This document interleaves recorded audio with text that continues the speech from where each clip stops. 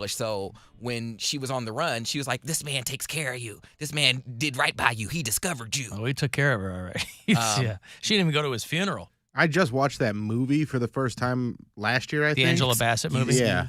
And I was astonished at, like, not just how much violence there was, but, like, how long those scenes went on. Who was it, Larry Fishburne in the movie? It was Lawrence Fishburne and Angela Bassett. And they have full-on, like, matches. Like, it feels like you're watching a John Wick movie. And it went on for 18 years. Like that's why they didn't cover it, because like you can't even, the public wouldn't believe that a human being, let alone a black woman, would put up with that for so long. And it was entertainment and no one said anything. So that's probably why they didn't dwell on it. It wouldn't be believable.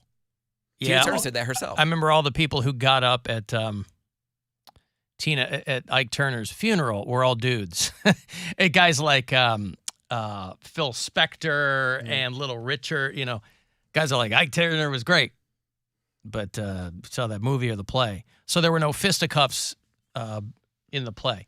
There was some fighting. Oh, yeah. So they allude to it, but they don't focus on it. No, they fight. No, they fight. Yeah. They fighting. It was ding, ding, ding, ding, ding, and it was on. They was fighting. So what they did, they rang a bell, and then they ding, came ding, right ding, out. ding. Yeah. That'd be great. In this corner. Yeah, I don't know who told you that, but they're. I just read a review, and they said that they were surprised that they didn't go into more of the personal stuff. I don't know what it was a glowing review of the show. They just noted that. So I that's why I was asking you if it was mostly music or what they did. I feel like it was a great balance of everything. I don't think they didn't dwell on it because there was so much more to her than the violence. But yeah, they touch on that. They touch on her family life, how she met Ike, or what her relationship with her mother, how she. There's a lot of racism. Like obviously it was in the South, but like just amongst like. It's so weird. In the 50s and 60s. Yes, but it's so weird hearing a lot of racism now. I know, but I'm not used to seeing white people in front of a bunch of people say the N-word. Like I'm just, it still is jarring to me. I know that people say it, but when I hear it out loud, I'm like, okay, all right, you got one time. I know you acting, but don't get too comfortable. You don't be rehearsing that word. Too comfortable. You better, the first time you say it, well, all that's night, historically accurate. Yeah. I don't care. I don't want you rehearsing Go that out to word. Ashtabula County today, and it's historically accurate. You better say it live. Hey, big Herb walks by, or little Herb walks by, you might hear it. When you rehearse, I want you to say N-word. Don't you dare say the actual word. It better be live. Poundcake wants to censor history. He's way into that. How did the McBoyfriend like it? Loved it. Yeah. We were listening. Oh, well, I can't say that without giving it away. Okay, never mind. But he said that there was a song that she was going to play it. I was like, no, she's not going to play that song. Or like, it's a musical. But I was like, that's just like, that has nothing to do with the story. I was wrong. they played it. And he looked at me. I'm like, all right, you're right. You're right. But. Where'd you guys have dinner after? Someplace fancy? Yeah. Marble Room?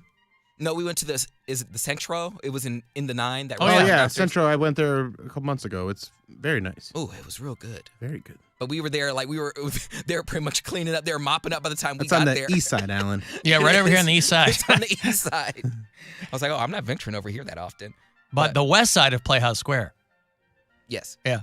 Yeah, so you guys had fun? Yeah, we walked over there and we got food. And yeah, it was a nice evening. Well, good. I felt very bougie. I saw the photos, and I was like, ooh, Poundcake. Actually, Gwen showed me that. She goes, Poundcake's having a good time. I said, well, yeah. He's got a new boyfriend. I'm going to go back and take my mom. He's got some arm candy. Oh, you're going to go again? Take your mom? Yeah. Oh, boy. Alan, I saw the Tina Turner show last night and the Mary Santora on Friday. I was out in Sandusky on Friday. That's what she said. Yeah. It was good. I felt bad for her, is what it says. Oh. The rowdy crowd? I didn't think I did poorly, but apparently this person. Well, I think. I thought it went fine. Well, no, not that you did bad. So it was a rowdy crowd. Not really. I mean, they were like, they definitely like dirtier stuff. Like they were really, and the opener that I brought, John Armstrong, can be pretty dirty. So it was a little bit of a shift from when he went up to when I went up, but I thought it was a good show. Isn't that always great when you're like, yeah, it was a great night. And they're like, oh, man, she was really, I felt bad for her up there.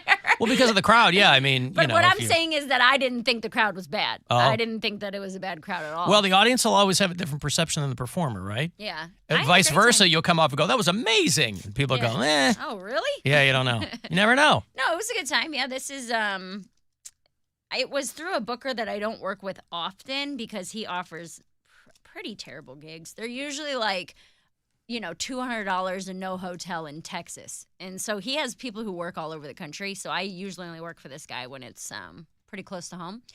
And this was my first weekend home since the middle of January. So I went to Sandusky Friday. Saturday spent all day with the stepkid. Sunday we did a bunch of running around. But yeah. Dude, I could not. The video you showed on your Instagram of her room, her Bro. playroom. Oh my God! No wonder no babies. Well, here's the thing. So I have literally not been home on a Saturday in 4 months. And so Brian wanted to do some gardening on Saturday. So I took the kid to gymnastics and then we went over to my sister's house. I picked up my nieces. So I spent. Well, he wanted to do some gardening alone. Yes. He has not had a Saturday by himself in 4 months. Gotcha. So I took the girls. I went and got my nieces. We hung out all day. We were at my sister's house. We went to the playground. We went out to eat. We cooked. We did 8 straight hours with 3 girls under 10. And they're all probably in heaven. They were, Hanging out with each honestly, so here's the thing is that usually at some point during the day when the 3 of them get together, there's fighting. Well, like inevitable bickering. But they're little kids, too. You know, right. you But know. there was none. We had like a perfect day on Saturday. Everybody got along. We were all hanging out. We were having fun. We were being silly. And then in those hours, Brian spent 8 straight hours in the garden. I was like, dude, he didn't take a break. He didn't have water. He didn't pee. He didn't eat anything. I was like, bro, you have got to do something. And he's like, no, I just Does he have a sign in the side of the house that says garden? No, but did you get to see the picture I sent you last night to The the group laundry chat? one. The laundry room We got a picture? laundry room sign that says laundry room. Oh, that's a new sign. That's a new sign. We just got that yesterday. How's anybody going to know what to do in here if there's just a washing machine and a dryer, honey? No one will know. It's next to the sign that says keys where we hang up our fishing lures. But so he had I was like, dude, you got to take a break. Why don't you finish it tomorrow? And he was kind of saying the same thing you were, where he's like, oh, it's going to rain all weekend. I just want to get it done today, Yeah, blah, blah, blah. That's right. So he did, and then he takes a shower and he comes in and he has like a quarter-sized blister in the middle of his right palm. And I was like, yeah, dummy, you've gardened for 8 hours. What did you think was going to He didn't wear gloves? He did. Oh, yeah. But when you're doing it for that long, Yeah, you get that. He popped it right off, right? Pat popped it. It's big, open, gaping wound. His hands all wrapped up. I was like, what? Well, he didn't tear it off. He just took a pin and popped it, drained it. No, he tore the skin Oh, off. Because why? it was already torn. Oh, I see. He was not in good shape after 8 hours of gardening. He couldn't walk. He couldn't sit down. His back hurt. His legs hurt. I was Wow. he was like, well, I haven't had a Saturday for. I was like, yeah, but you didn't have to do it all at once. I'm home all summer long. Well, you never know when you're going to get it again, so you kind of got That's to his blow it all point. out in one shot. Even today, 2 days later, he's like, dude, my legs hurt so bad. He's like, I can barely walk. My legs hurt so bad. I was like, yeah. He's got the yard crouch. Yes, exactly. He's walking like a 90-year-old man with Yep. a walker. His hammies are burning. But the girls destroyed Blake's playroom on Saturday because there was a part where I was cooking dinner. So they were in the back room just playing. And then I came in Sunday morning and I was like, I couldn't even believe that this much damage had been done. It looked like they took every single toy box and just emptied it. It all looked like over you the guys floor. were like evacuating for like a hurricane. Right? Like you're just trying to everything you grab can. grab That's what it any looked like. I'm clothes or serious. shoving things in a bag. I don't know if it's still up on my story or not. No, No, probably because I not. did it yesterday afternoon. It took me 2 hours to clean this playroom. And we only get her on weekends, so it's, it usually stays pretty clean, but the 3 of them. At one point, I'm cleaning up the playroom. There is a pile of cut up socks. And I was like, first of all, they're my socks. Who went into my drawer and got these socks? Second of all, why are you cutting them up? My niece goes, we needed to make doll clothes. I'm like, yo, there's doll clothes everywhere. Like literally the entire floor is covered in doll clothes. Yeah, but now they got more. Well, yeah, you cut up my socks. You gotta go buy new socks now. That's That's a cheat code? diabolical. They went into your room. My niece, my 11-year-old Who would niece. think to grab socks and cut them into doll clothes? I think because of the size and the shape, they could wear them as like dresses. Well, no, I understand the maybe. proportions, but for a kid to go, my aunt has socks The 11-year-old that I can cut up. She's the. I would have been furious. Well, That's she's insane. She's feral. Is that Mary Santora? Yeah. She's the one who gives me a bunch of crap. She's her own human with a lot of attitude. And I'm like, you know what? They at least weren't socks that I wear all the time. They were like higher running socks that are too tight on my fat ankles. So I was like, all right, if she was going to cut up any of them, I'm kind of glad she grabbed these ones. Also, that's not good fashion. What? Higher running socks? No, like sock dresses. Doll fashion. Yeah, like Doll fashion. like, oh, what are you wearing? It's a schmuck. This is a yellowed old running They were sock. black. Yeah, even still. But either way, yeah, I'll see if I don't think I saved the video. If I did, I'll repost it to my Instagram. But it was truly, when I opened the door to that playroom, and I should have known because the door was closed all day. And I was like, oh, they don't want me to see something. But I opened it, and I was truly at a loss for words. Brian came in there yesterday, and he just goes, what are you doing? I was like, I've been standing here staring at this room for like probably 5 straight minutes because I can't even figure out I don't know where to start. Yes. I don't know where to end. Yes. I've got $1,000 to give to you here. It is your last week through Friday night to grab some of this money, so don't let it sit there. It's a courtesy of the Buzzard bookie. Listen closely and good luck. This is your chance to bet with the Buzzard bookie and win $1,000 now. Enter this nationwide keyword at WMMS.com. Bank. That's bank. Enter it now at WMMS.com. I was so pleased last week to see a Poundcake-ism out in the wild. Oh, yeah. Always nice. Could not have been happier. It's nothing he's ever said, but it's in that vein. And I always think of him. As soon as this woman said it, I grabbed my phone and Gwen goes, you're sending yourself a note, aren't you? I said, you bet your ass I'm sending myself a note because I will forget it. It was middle of last week. Our daughter plays soccer and she's preparing for swim team, which is this summer. And so we went to a brief orientation meeting with parents and the people who were going to be running the swim team. And one of the girls, as she's explaining the logistics of, filling out your meet sheet and all this kind of stuff. My older kids did a swim team when they were younger, so I kind of know a little bit about the logistics of it. But anyway, this one girl said, we don't want any of this to fall by the waistline Yes. instead of wayside. By the waist. And I've never heard that before. I thought it was an amazing take on a phrase that I sat there. I was like, that is amazing. And it was something that I would have expected to hear from young Cody Brown. But I don't even know that he would go that far. Nah, no wayside. Obviously things process differently in people's brains, but I love it. Falls by the waistline, which means no one has ever, the same thing we've said to Cody over the years 1 billion times. That means no one has ever corrected you. When he says something, we go, no one has ever told you that that's not right. Mm-hmm. But we sound like dicks when we tell you, we're making fun of you, but we're actually doing you a favor. So I wasn't going to horseshack this lady and shoot my arm up or anything, but boy, I made myself a note. Damn straight. This isn't something that happens on this show because I can't remember the last time I've been nervous on like talking on the microphone. I don't really get nervous here unless it's like a live read or something like that. But there are times if I'm doing public speaking, that I will get nervous mid-sentence. Like I'll get on the mic and I'll be talking and then I'm like, oh, there's a lot of people here and they're all looking at me. And then I'll get nervous and then I'll say something that is like my brain misfires or something like that. So that may have been what happened to her, but like.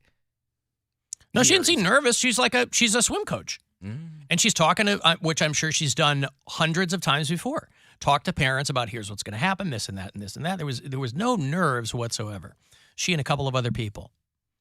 And when she said, we don't want any of this, this stuff can get complicated and we want to make sure it's easy for you guys so that nothing falls by the waistline. Maybe it's an inside swim joke. Yeah, maybe it's like something you have to tie An around. Inside swim joke. Like, everyone's wearing what? A bathing life suit or preserver? Speedo or something? Fall by the waistline? Yeah, that's the part where they start in the pool, in the waistline section, because they're not ready for the deep end. Mm-hmm. Well, then I stand corrected. I Give her think the she just Benny. messed it up. My girlfriend called a fire extinguisher a fire hydrant the other day, and I thought that was the funniest thing. I was like, But that's just a brain fart, right, isn't but it was Yeah. I thought it was funny, and I was like, oh, what? And she's like, you know what I mean. I'm like, yeah, but I want to make sure you know what you mean. And she got very upset with me. Like the way, like with my tone. I've got a grease She's fire. like, I know what it is. I'm Where's like, the all right, hydrant yeah, that I just usually put underneath the sink can't get the for hydrant. just such an occasion? Hey, Randy. Hey, Alan, thanks for sharing that pound cake-ism. You can't take those for granted. Certainly can't. Yeah. So you're talking about Ike and Tina Turner.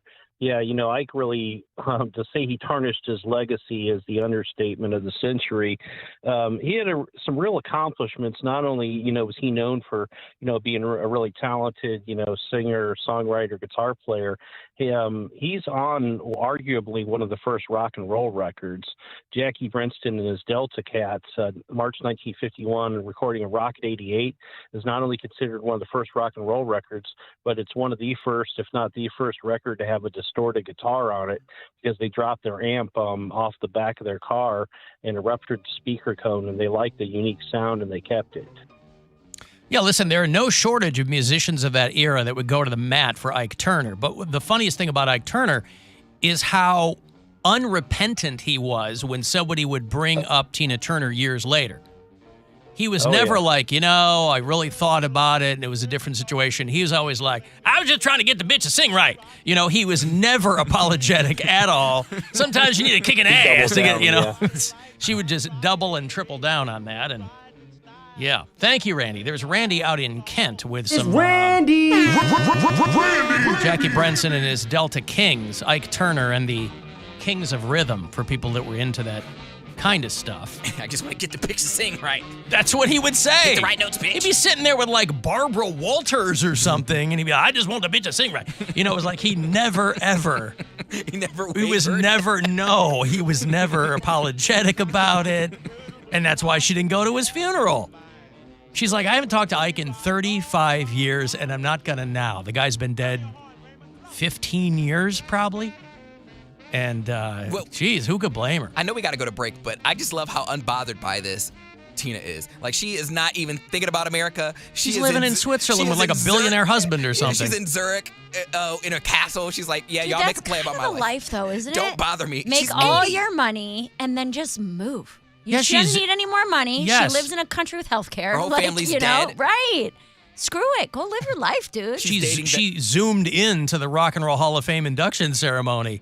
She's like, hey, thanks for putting me in this. I'm going to go back to my living room here in Zurich. Her husband is see you when I see you. Her husband is the head of EMI, which is the biggest record label in it's one the of them. world. Yeah, it's one of them. I got to take a break here. If you want to send a text for anything, 35192 to get me there. You can watch at alancoxshow.com, and we'll be back. The Alan